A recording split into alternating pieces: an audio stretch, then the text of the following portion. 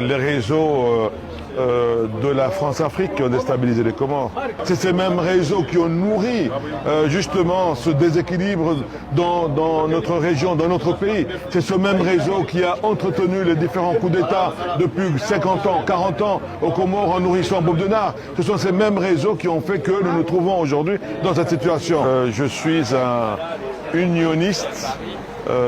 Je défends l'unité de mon pays. Il ne faut pas mélanger un problème politique national pour nourrir un sentiment séparatiste. La faute de ce qui se passe ne revient pas aux Grands Comoriens ni aux Mohéliens. Il y a un problème politique, on a le droit de critiquer, mais je rappelle que le président Azali, en exercice actuellement, il a de très grands soutiens enjouanais qui soutiennent le président Azali. Donc comment peut-on opposer les enjouanais aux Grands Comoriens alors que Azali lui-même est très souvent soutenu et il a des grandes personnalités enjouanaises qui sont derrière Azali.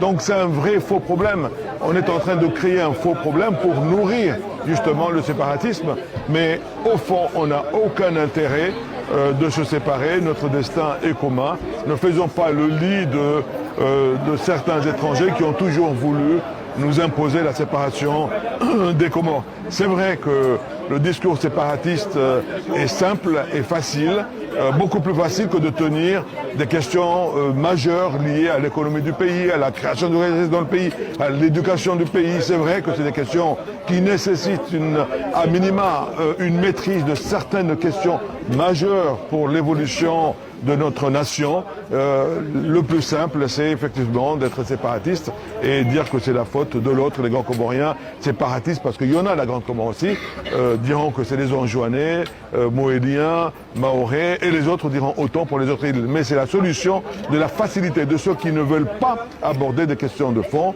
de débats de fond. Je pense que moi je mise sur l'intelligence des Comoriens et j'espère que nous ne tomberons pas dans le panneau parce que nous n'en avons pas d'avenir séparé pour l'archipel des Comores.